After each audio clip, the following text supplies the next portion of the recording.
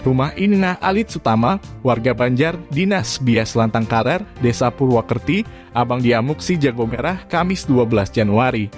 Bakaran tersebut menghanguskan kamar suci dan dapur. Akibatnya pemilik mengalami kerugian sekitar 90 juta rupiah.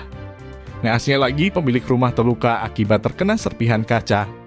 Kebakaran diduga terjadi karena korsleting listrik.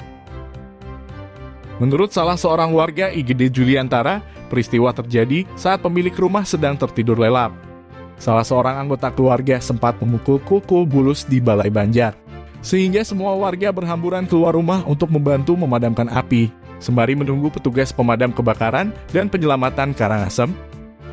Namun naas pemilik rumah Inina Alit Sutama terkena serpihan kaca di bagian dahi. Yang bersangkutan pun langsung dilarikan ke puskesmas untuk mendapat pertolongan.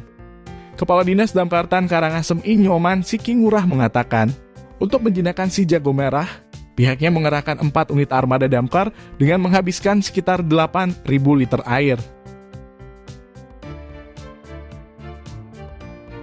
Tim Bali Express melaporkan.